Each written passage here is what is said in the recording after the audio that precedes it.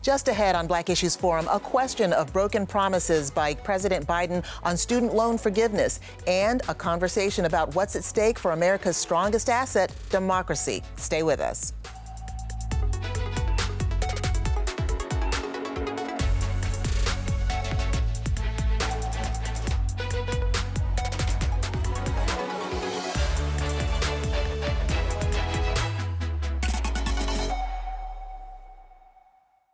Welcome to Black Issues Forum. I'm Deborah Holt-Noel.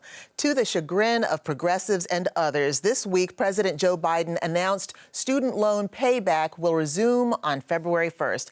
That afternoon, some college students say they received an electronic notice of payment due on their loan already. Didn't take long, did it? Well, now we are seeing organizations call out the president for breaking promises made when he was running for election and even when he was president-elect. This does not help this administration's popularity score. So here to talk about it, I want to welcome Lamisha Whittington of Advance Carolina, political analyst Steve Rao, and Dr. Wilmer Leon, host of Inside the Issues with Dr. Wilmer Leon on Sirius XM Radio. So back in March, Joe Biden tweeted, "We should forgive a minimum of $10,000 per person of federal student loans as proposed by Senator Warren and colleagues. Young people and other student debt holders bore the brunt of the last crisis. It shouldn't happen again." Steve, I want to ask you, could this statement be interpreted as a promise to forgive $10,000 in student loans? Well, I went back and read that tweet, and I do think it can be construed as a promise. And I think it's a perfect example of political leaders. We see it all the time, making promises, and then circumstances change, and they can't keep those promises. One analogy I would liken it to would be when President George H.W. Bush, the late president, said, "Read my lips, no new taxes," and then ended up raising taxes and cost him political capital, maybe the presidency, because he lost support even in his own base. And so, in my opinion, I think that this is a challenging time for many people during the pandemic, particularly minority communities, utility, rent, bills, and I think we should do something to, even if we're going to make them pay the loans, maybe forgive the interest that they have to pay on the loans. But I will say that there are many competing priorities that this president has to deal with when he made that promise. I mean, rising gas prices, inflation, the Omicron variant, disruption taking place all around the world, which we're going to talk about today. And I think that, this president is dealing with so many things going on every day that it might have been hard to keep these promises. And a campaign is a campaign, but governing is very different. And life is life, and things come up. And, he had to be able to anticipate some of these challenges, and people are still not going back to work, even though some people might not be working because they're no longer with us. There's still a worker shortage. But I do want to talk about the loan forgiveness. In L.A., reportedly, since the beginning of his presidency, Biden has canceled $12.5 billion in student loan debt for about 640,000 borrowers. And we know that the largest chunk of that went to students with disabilities. And when I hear the word debt cancellation, what I'm thinking is I'm going to get an invoice in the mail that says you owe a whole lot less than what you used to owe. But that's not exactly how it works. Can you talk a little bit about these promises and broken promises and these later claims?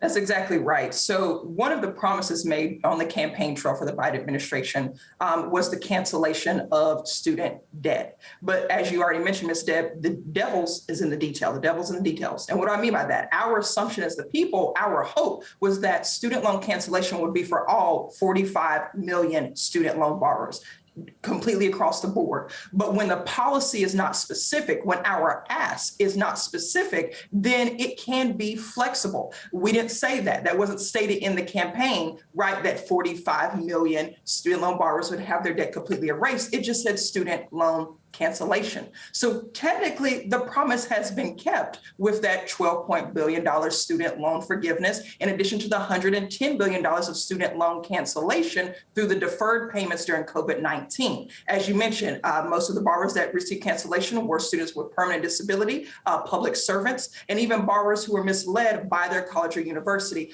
But again, the devil's in the details, but it demystifies the process and our trust as a people and candidates when it's just simply not set at what we all hope would be, and that'd be cancellation for everyone.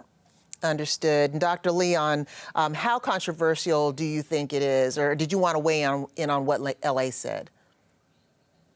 Well, cancellation means cancellation. Relief means relief.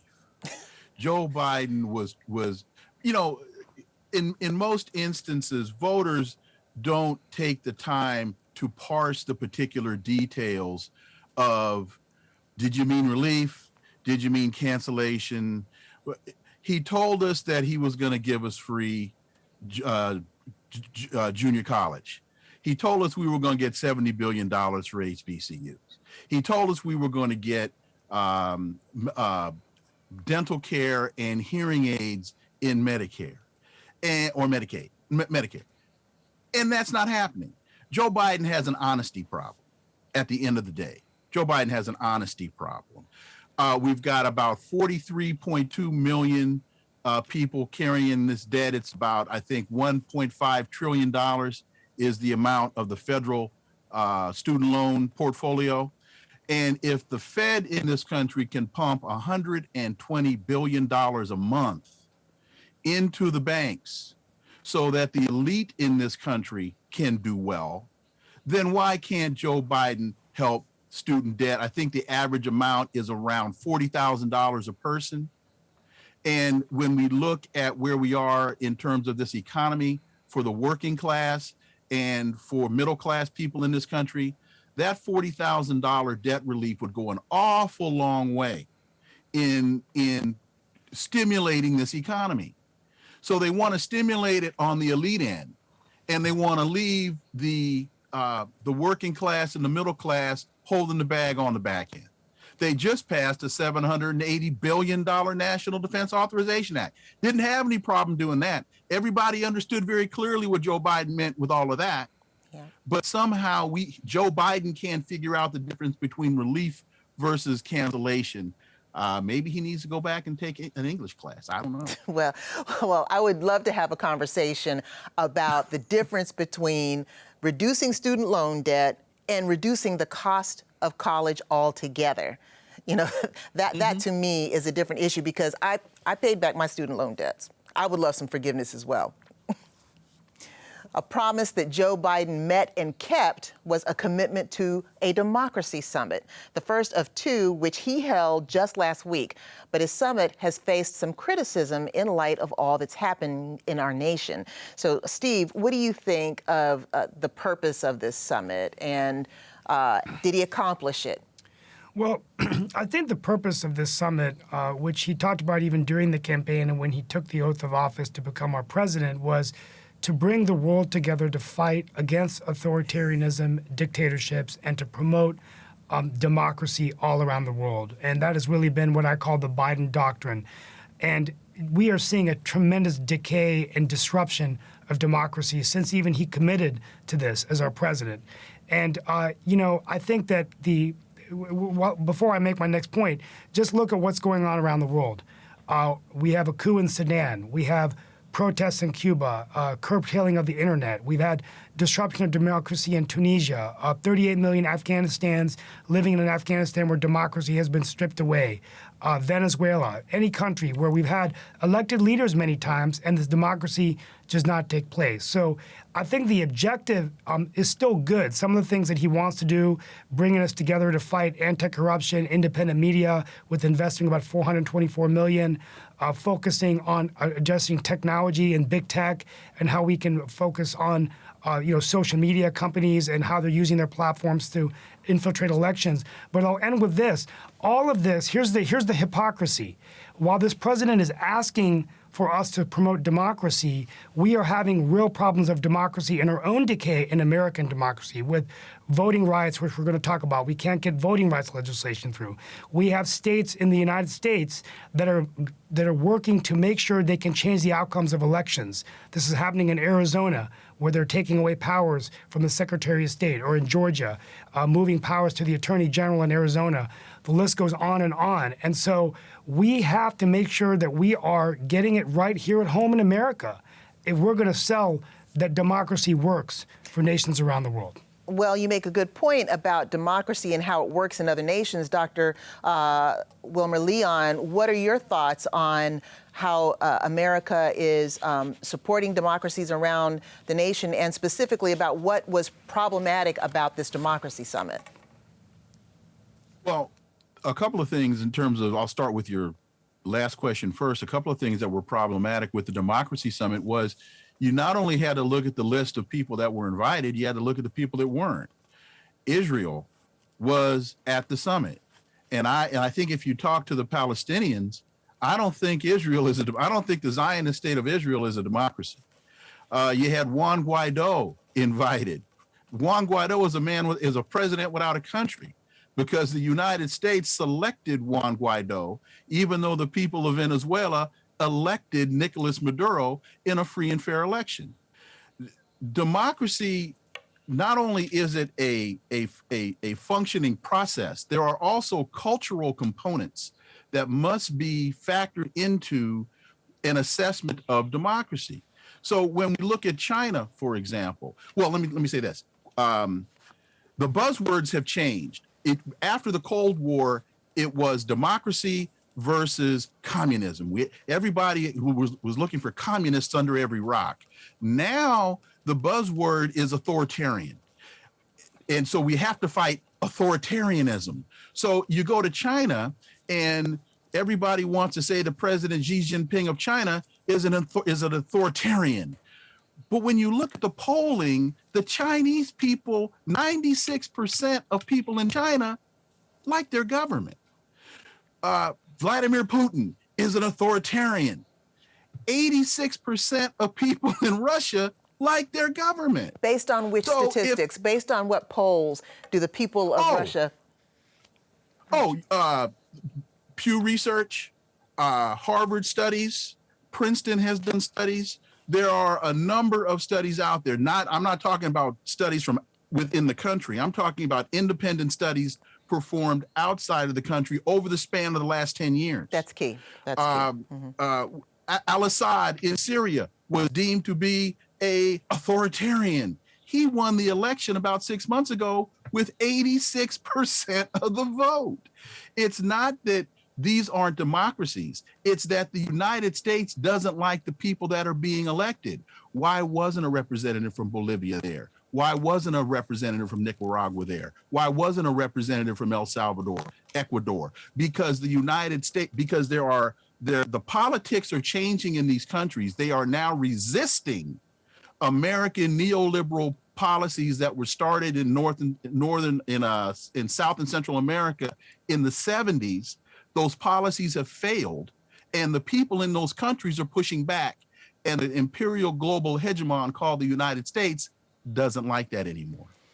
Well, LA, let me get your thoughts on what Dr. Leon said, but also about our support for democracy and how we are wearing democracy and showing democracy in our own nation. Sure. So, as we previously stated, the summit was a global repositioning of America's commitment to democracy in juxtaposition to Trump's administration. It was also to call on allies to do the same, right? But when we talk about the elements of what composes a good democracy, that includes human rights, constitutional rule, and economic growth, which America is struggling with all the above. But so are other nations in the global South, and it's been made worse, exacerbated due to COVID-19. So we've seen deeper poverty, deeper conflict, deeper terrorism. We saw that an example in our own country, domestic terrorism in January, the top of this year, and instability overall. So when we talk about what we must do, it must be quick and decisive action. We must reassess our global allies. We have chosen to profiteer off the exploitation of their people under the guise of democracy. Is that truly a democracy? When we assess that, we then must divest our funds. We need to stop investing in global militarism that supports those countries that are not actually upholding our vision and values of democracy. But in addition to that reassessment, we also have to invoke confidence in our own nation. Charity starts at home. So when we talk about the 245 new laws in 45 states that will make it hard for 55 million people to vote in 2022, that is democracy being impacted for our most marginalized, but for all the people of America. It has to start at home, and we haven't even begun to tackle what has been generations of issues. Well, I think we've definitely addressed the issue of how we show up around the world with regard to democracy. And what you're sharing, it sounds like, LA, is that the American people do have a role and have some power in how we show up in terms of what we invest in and what we ask for from our representatives. Steve, what would you say are some of the strengths that people can use? What can citizens do beyond that, or what are they not doing to help make sure that we have democracy here in America and also worldwide? The first thing we have to do and I love President Zelensky's quote from the Ukraine. It says, democracy is not a given. We must fight for it.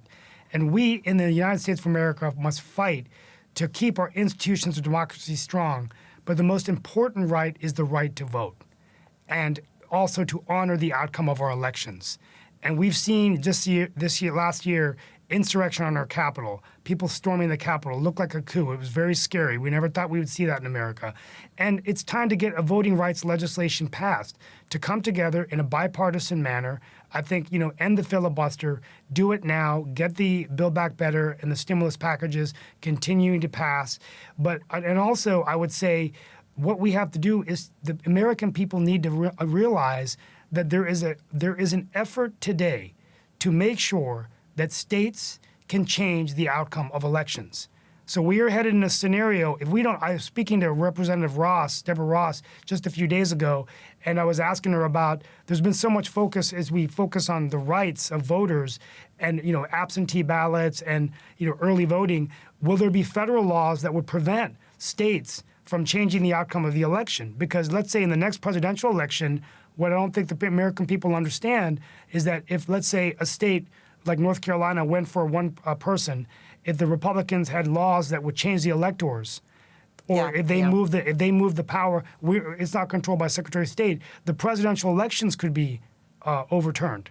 Right. Well, by the Electoral College. Right? What you're talking about kind of leads us to another kind of conversation with regard to voting rights. It seems as though that we talk about voting rights just about every other week. But nothing's more important, at least that's what President Biden is saying, although rather conveniently, as signs for a vote on his Build Back Better plan indicate that it will not be happening anytime soon.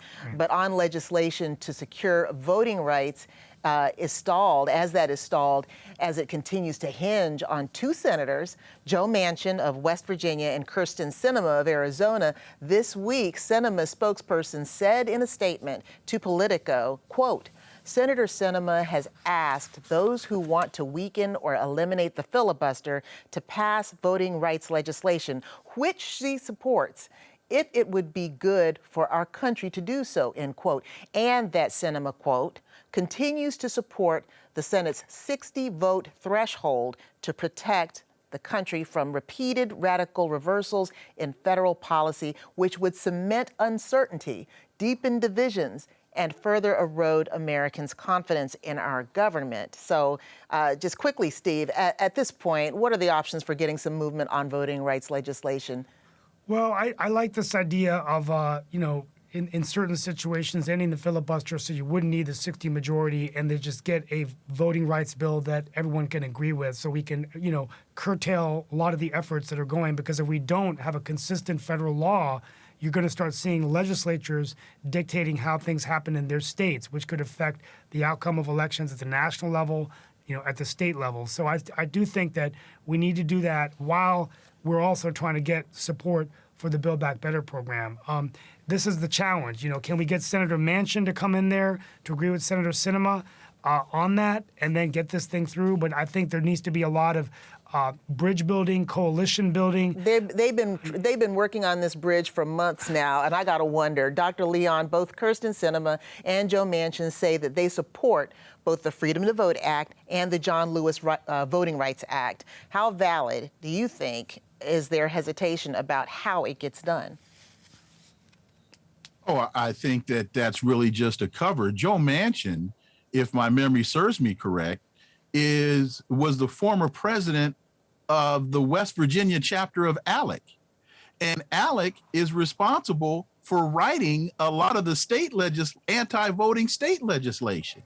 So I honestly think that Sinema and Manchin are really being used as straw people or stalking horses. Joe Biden doesn't support it. Joe Biden never has. And so When I you think say he they're doesn't really support it, excuse me, when you say he No. doesn't, you mean he doesn't support voting rights?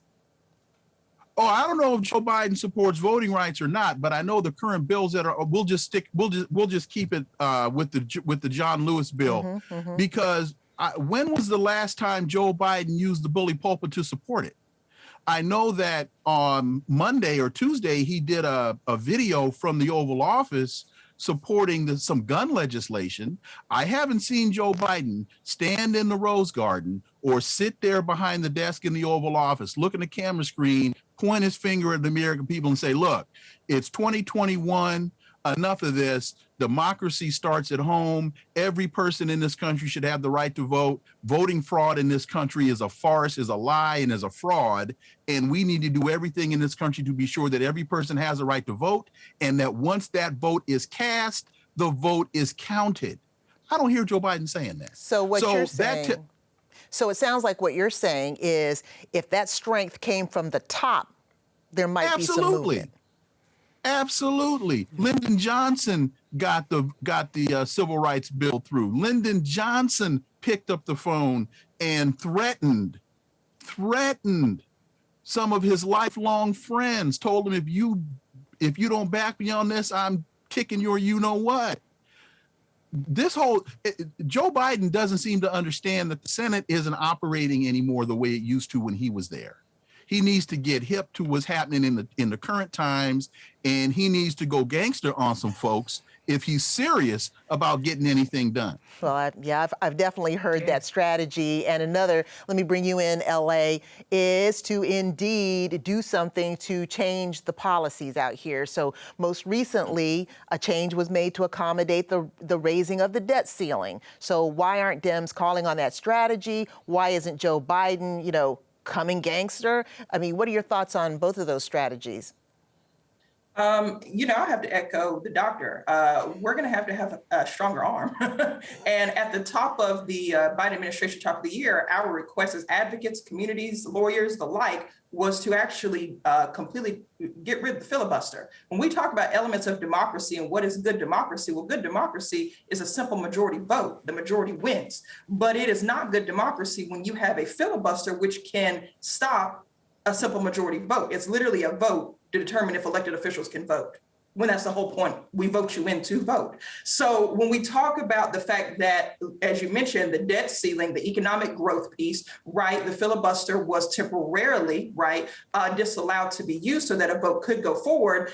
To Senator Raphael Warnock's point, that same method could be used now to prioritize democracy for the millions of folks who turned out to vote for the promise of, guess what, a fair democracy, a promise that voter suppression won't continue to plague our communities, and racial gerrymandering, which has been a staple since the inception of this country, right, would then be back regulated by states who haven't shown that they're good stewards of racial fairness and equity. And that was the promise. That promise, again, hasn't been upheld. And it's as simple as either get rid of the filibuster or do it temporarily in this moment so we can move forward with protecting 55 million plus voters. Well, how about that argument, though, that, well, if we change the rules now, all we're going to do is create a back and forth.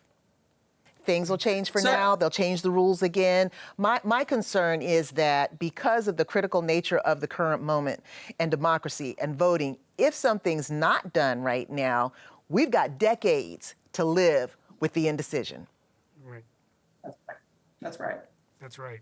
And there's currently a North Carolina court order that has stayed filing for the North Carolina Senate, the House. So currently candidates can't even file because of the potential gerrymandering that North Carolina has already faced. And these are recently drawn maps that have just been drawn this year, which means we are about to go into racial and partisan gerrymandering for many years, but definitely the deep bench of the next 10 years, because this will be litigation after litigation to prove again that we've been racially discriminated against in gerrymandering and partisan unfairness in gerrymandering. Right. That's already begun. It's already delaying our elections presently in 2021 before we even get to 2022. We must act. Well, the people need to be paying attention, and I appreciate all three of you raising the issues and kind of laying things out for us. Thanks for being with us. Thank you. Happy holidays, everybody. Thank you. I want to thank Steve Rao, L.A. Whittington, and Dr. Wilmer Leon for joining us today. We invite you to engage with us on Twitter or Instagram using the hashtag Black Issues Forum. You can also find our full episodes on pbsnc.org/Black Issues Forum or listen at any time on Apple iTunes, Spotify, or Google Podcasts. For Black Issues Forum, I'm Deborah Holt-Noel. Thanks for watching.